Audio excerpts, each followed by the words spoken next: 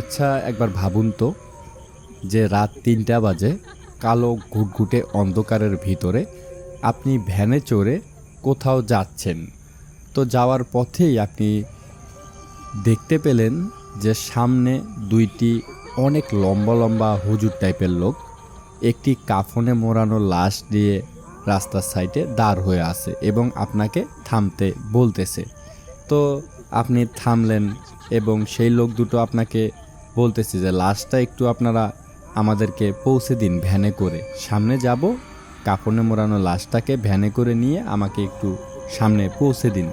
যদি এরকম রিকোয়েস্ট করে বা পরবর্তীতে আপনি দেখতে পাচ্ছেন আপনার সামনে ভয়ঙ্কর কিছু ঘটনা ঘটে যাচ্ছে, অলৌকিক, যেগুলো বিশ্বাস করার মতো না, তো কীরকম হবে? প্রিয় লিসেনার্স, আসসালামু আলাইকুম। দেশ ও দেশের বাহিরে যে যেখান থেকেই আমাদের এই ভৌতিক ঘটনাগুলো শুনছেন, তো আশা করি সকলেই ভালো আছেন এবং সুস্থ আছেন। প্রিয় লিসেনার্স, আমি অভি আছি আপনাদের সাথে। আজকে যে ভয়ঙ্কর ঘটনাটি আমি আপনাদের সামনে উপস্থাপন করতে যাচ্ছি, তো এই ঘটনাটি আমাদের সাথে শেয়ার করেছেন স্বাধীন ভাই। তো স্বাধীন ভাইয়ের বড় চাচার সাথে এই ঘটনাটি ঘটে যাওয়া লাশ খেকো জিনের একটি ভয়ঙ্কর ঘটনা তিনি শেয়ার করেছেন আজকে আমাদের সাথে। আশা করি আজকের এই ঘটনাটি আপনাদের ভালো লাগবে এবং লোমহর্ষক ভয়ঙ্কর একটি ঘটনা। সকলেই একটু ঘটনাটি মনোযোগ দিয়ে শোনার চেষ্টা করবেন। দেখবেন কখন যে আপনি ভয়ের জগতে চলে গেছেন আপনারা নিজেরাও কল্পনা করতে পারবেন না। প্রিয় লিসেনার্স, এই ঘটনাটি ঘটে যাওয়া 2009 সালে স্বাধীন ভাইয়ের চাচার সাথে, এবং স্বাধীন ভাইয়ের চাচার নাম হচ্ছে মাজিবুল। সেই মাজিবুল চাচার সাথেই মূলত এই ঘটনাটি ঘটে গিয়েছিল। তো সেই মাজিবুল চাচা 2009 সালের এই দিকে ঢাকায় থাকতেন। তিনি একটি প্রাইভেট কোম্পানিতে জব করতেন। সেই মাজিবুল চাচার বাবা মা ভাই বোন সকলে আর কি গ্রামে থাকতো। তার ওয়াইফ যারা যারা ছিল সকলেই গ্রামে থাকতো। শুধুমাত্র মাজিবুল চাচা তিনি ঢাকায় থাকতেন, চাকরি করতেন। যাই হোক, তো কোনো একদিন কোনো একটা কারণে মাজিবুল চাচার যে স্ত্রী ছিল তার সাথে তার একটি ঝামেলা হয় বা ঝগড়া লাগে। তো মাজিবুল চাচা যেহেতু ঢাকায় ছিলেন, ওই সমস্যার সমাধান তিনি করতে পারছিলেন না। যাই হোক, তো মাজিবুল চাচা সিদ্ধান্ত নেয় তিনি বাড়িতে গিয়ে তার ওয়াইফের সাথে যে ঝামেলাটা হয়েছে তিনি এটা সমাধান করে আবার ঢাকায় চলে আসবেন। তো যেই কথা সেই কাজ। তখন মাজিবুল চাচা তিনি আর কি ওই তার গ্রামে যাওয়ার জন্য তিনি রওনা হয়। তো মাজিবুল চাচা এক পর্যায়ে ভালোভাবেই গ্রামে যায়। তিনি দিনের বেলায় গাড়িতে চড়েছিলেন এবং রাত 9টা-10টার দিকে তিনি গ্রামে গিয়ে পৌঁছাইছিলেন। তো তিনি আর তাদের বাড়িতে না গিয়ে তো মাজিবুল চাচা তার শ্বশুর বাড়িতে যায়, কারণ তার শ্বশুর বাড়িতে তার স্ত্রী ছিল। সেই কারণে তিনি আর কি তাদের বাড়িতে না গিয়ে তার শ্বশুর বাড়িতে যায়। যাই হোক, শ্বশুর বাড়িতে যাওয়ার পর দেখা যায় যে অনেক বড় আরও ঝামেলা সৃষ্টি হয়। তো সেগুলো সমাধান করতে করতে দেখা যায় যে রাত 2টা বা 2:30টার মতো বেজে গেছে। তো মাজিবুল চাচা তার ওয়াইফকে বাড়িতে নিয়ে আসবেন, কিন্তু মাজিবুল চাচার যে শ্বশুর তিনি আর কি তার মেয়েকে মাজিবুল চাচার সাথে সংসার করাবে না। তো এরকম একটা ঝামেলা সৃষ্টি হয়। তো মাজিবুল চাচা দেখে যে কোনো উপায়ে তিনি তার শ্বশুরকে রাজি করাতে পারছেন না বা তার ওয়াইফকে আনতে পারছেন না। সেই কারণে আর কি মাজিবুল চাচা কি করে, তিনি আর কি ভাবে যে তিনি এখন তাদের বাড়িতে যাবে, যা হওয়ার কালকে সকালে হবে।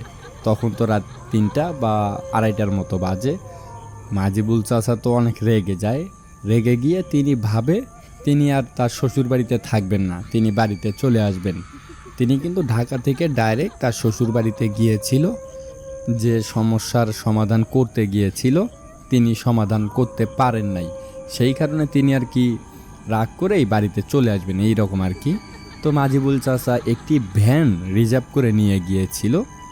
মানে মাজিবুল চাচা আর কি যখন ঢাকা থেকে তাদের টাউনে বা শহরে গিয়ে পৌঁছায়, তো সেখান থেকেই একটি ভ্যান রিজার্ভ করে তিনি আর কি তার শ্বশুরবাড়িতে নিয়ে গিয়েছিলেন। ওই ভ্যান চালকও কিন্তু ওই মাজিবুল চাচার সাথেই ছিল। যাই হোক, মাজিবুল চাচা রাত 3টা বাজে ডিসিশন নেয় যে তিনি বাড়িতে চলে আসবেন। তো রাগের মাথায় সেই ভ্যান চালককে নিয়ে আর কি মাজিবুল চাচা তার শ্বশুর বাড়ি থেকে তাদের বাড়ির উদ্দেশ্যে রওনা হয়। তো যে পথ দিয়ে আর কি মাজিবুল চাচা তাদের বাড়িতে আসবেন, তো সেই পথে আর কি বিশাল বড় একটি ব্রিজ পড়ে এবং ব্রিজের সাইডেই একটি শ্মশান ঘাট। ওই শ্মশানটা নাকি এখন পর্যন্ত রানিং আছে, সেখানে লাশ পোড়ানো হয়। যাই হোক, ওই জায়গাটা একটু ভুতুরে জায়গা, এটা সকলেই জানতো এবং ওই জায়গার ভিতরে অনেক ঘটনা ঘটে, অলৌকিক বা ভৌতিক যেগুলোকে আমরা বলি, এরকম অনেক ঘটনায় ঘটে। যাই হোক, মাজিবুল চাচার মনের ভিতরে তো তখন আর ওই রকম কোনো ভৌতিক বা ভয়ের কোনো কথাই ছিল না, তিনি প্রচণ্ড রেগেছিলেন।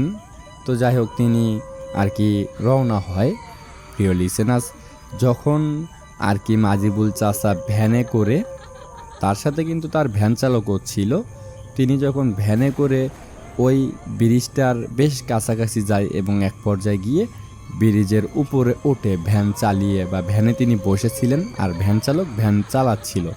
যখন ব্রিজ থেকে নামার পর মাজিবুল চাচা দেখতে পারে তাদের থেকে অনেকটা দূরে 2জন লোক, যাদের পরনে সাদা ধপধপে জুব্বা এবং লোকগুলো অনেক লম্বা আর মাথায় পাগড়ি, মুখে লম্বা লম্বা দাড়ি। যাই হোক, এইরকম।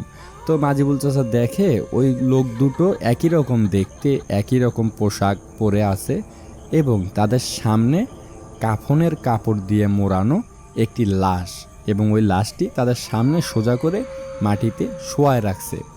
তো মাজিবুল চাচা ভাবে মনে মনে, এবং ওই ভ্যান চালকও আর কি মাজিবুল চাচাকে বলে যে ভাই, আপনি কি সামনে দেখতে পাচ্ছেন যে 2জন লোক কিন্তু একটা লাশ নিয়ে বা লাশের মতো কিছু নিয়ে দাঁড় হয়ে আছে?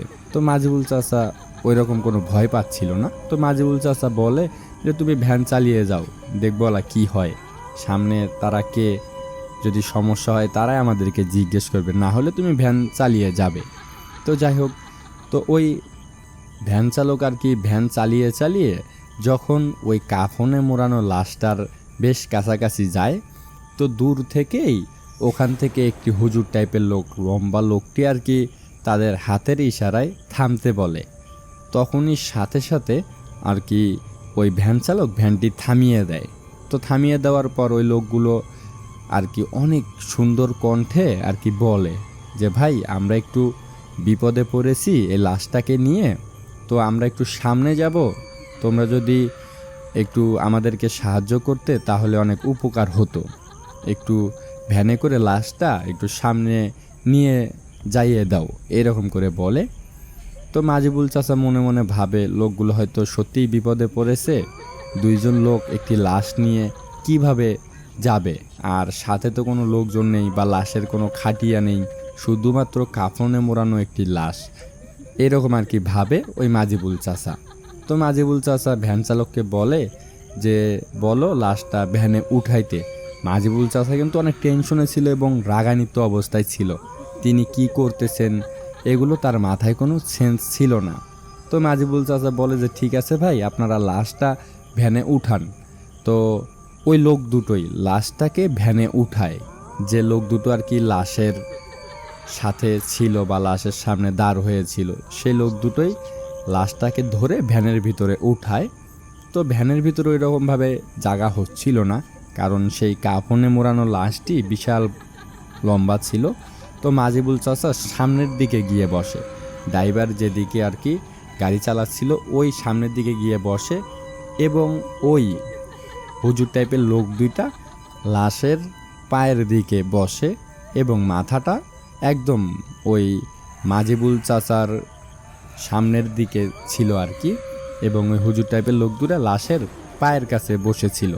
তো লাশটা উঠানোর পর ভ্যান চালক ভ্যান চালিয়ে যাচ্ছে, কোনো সমস্যায় হচ্ছিল না। তো বেশ কিছু দূর যাওয়ার পর আর কি একটু একটু বাতাস শুরু হয়। ওই লাশটাকে ভ্যানে ওঠানোর পর থেকেই একটু কীরকম জানি একটি বাতাস সৃষ্টি হয় বা বাতাস হচ্ছিল, এবং ওই লাশটা তো কাফনের কাপড় দিয়ে মোড়ানো ছিল। তো এক পর্যায়ে সেই বাতাসের কারণে আর কি যে লাশটা আর কি ওই ভ্যানের উপরে ছিল সেই লাশটার মুখের কাছে আর কি যে কাফনের কাপড়টা দিয়ে মোড়ানো ছিল সেই মোড়ানোটা ছুটে যায় এবং লাশের চেহারাটা বের হয়। তো মাজিবুল চাচা যখন লাশের চেহারার দিকে দেখে তিনি দেখতে পায় লাশটা বিশ্রী, একদম অনেক ভয়ঙ্কর। লাশটার কোনো চোখ নেই বা শরীরে কোনো মাংস নেই, শুধু হাড্ডি। একটা কঙ্কাল দেখতে কেমন হয় সেম ওই রকম কঙ্কালের মাথার মতো আর কি। তো এইটা দেখার পর মাজিবুল চাচা তো ভীষণ ভয় পেয়ে যায়। তো মাজিবুল চাচা ওই লাশটার দিকে আর একবারও তাকায়নি, তিনি সামনের দিকে তাকিয়েছিল। তো এর ভিতরেই কিছুক্ষণ পর আর কি মাজিবুল চাচা একটি শব্দ শুনতে পায় যে তার পিছন দিক থেকে বা ওই লোক দুইটা যেখানে বসেছিল ওখান থেকে একটা কর্মর শব্দ আসতেছে। মানুষ হাড্ডি বা মাংস খেলে কীরকম শব্দ হবে, তো ওই রকম একটা শব্দ পাচ্ছিল ওই মাজিবুল চাচা। তো মাজিবুল চাচা সাহস নিয়ে যখন পিছের দিকে তাকায় তিনি দেখবেন যে আসলে কিসের শব্দ হচ্ছে এইরকম। তো মাজিবুল চাচা দেখতে পারে যে দুইটি লোক ছিল, সেই লোক দুইটি লাশের যে দুইটি পা ছিল সেই পা দুটো ছিঁড়ে ছিঁড়ে খাচ্ছে। যখনই মাজিবুল চাচা এই জিনিসটা দেখে, দেখার সাথে সাথে তিনি অনেক জোরে একটা চিৎকার দেয়। চিৎকার দেওয়ানোর পর যে ভ্যান চালক ছিল তিনিও ঘাড় ঘুরে যখন দেখে এই অবস্থা যে লাশের পা দুটো ওই হুজুর টাইপের লোক দুটো ছিঁড়ে ছিঁড়ে খাচ্ছে, ওই ভ্যান চালকও দেয় এক চিৎকার। তো চিৎকার দিয়ে মাজিবুল চাচা এবং মাজিবুল চাচার যে ভ্যান চালক ছিল তারা দুইজন মিলেই চিৎকার দিয়ে ভ্যান থেকে নেমেই বাড়ির উদ্দেশ্যে দৌড়াতে শুরু করে। তো মাজিবুল চাচা সামনে ছিল এবং ওই ভ্যান চালক মাজিবুল চাচার পিছে পিছে দৌড়াচ্ছিল। তো এক পর্যায়ে মাজিবুল চাচা কীভাবে কোনভাবে দৌড়ে দৌড়ে তার বাড়িতে গিয়েছিল সেটা তার মনে ছিল না, তিনি শুধু দৌড়াচ্ছিলেন এতটুকুই তার মনে ছিল। তো এক পর্যায়ে মাজিবুল চাচা বাড়িতে গিয়ে আরও একটা চিৎকার দিয়ে সাথে সাথে অজ্ঞান হয়ে পড়ে যায় এবং সাথে কিন্তু ওই ভ্যান চালকও ছিল। তো বাড়ির লোকজন চিৎকার শুনে বের হয়ে দেখে উঠানে ভ্যান চালক বসে আছে মাথায় হাত দিয়ে এবং ওই মাজিবুল চাচা তিনি অজ্ঞান হয়ে পড়ে আছে। তো তার ফ্যামিলির লোকজন বের হয়ে দেখে যেই অবস্থা। তো মাজিবুল চাচার জ্ঞান ফেরায়, জ্ঞান ফেরানোর পর মাজিবুল চাচাকে জিজ্ঞেস করে যে কি হয়েছে। তখন মাজিবুল চাচা পুরো ঘটনায় খুলে বলে যে এরকম রাস্তায় এরকম ঘটনা ঘটে গেছে। তখন মাজিবুল চাচার যে ফ্যামিলির লোকজন ছিল সকলেই মিলেই আর কি সেই ব্রিজের কাছে যায়, যে ব্রিজের কাছে এই ঘটনাটি ঘটেছিল। অনেক লোকজন মিলে যাওয়ার পর তারা দেখতে পায় তাদের ভ্যানটা ঠিকই আছে, কিন্তু ভ্যানের উপরে যে লাশ এবং দুইটি লোক ছিল তো কোনো কিচ্ছুই নেই, সব কিছুই স্বাভাবিক। ভ্যান চালকও দেখেছিল যে আসলে লাশ নিয়েছিল তারা এবং দুইটি লোক ছিল লাশের সাথে, কিন্তু লোকজন নিয়ে যাওয়ার পর তারা আর কোনো কিছুই দেখতে পারেনি। তো ভ্যানটা নিয়ে আবার বাড়িতে আসে। তো এই ঘটনাটি ঘটার পর মাজিবুল চাচা একটু শুকিয়ে গিয়েছিল এবং তিনি খাওয়া দাওয়া করতে পারতেন না, তার খুব চেহারার বাজে একটা অবস্থা হয়েছিল এই ভয়ের কারণে। তো পরবর্তীতে আর কি ঝাড়ফুঁক করে নেয়, আস্তে আস্তে তিনি মোটামুটি সুস্থ হয়ে যায়। প্রিয় লিসেনার্স, তো সেই মাজিবুল চাচা এখন কিন্তু বেঁচে নেই, তো আমরা দোয়া করি তার জন্য।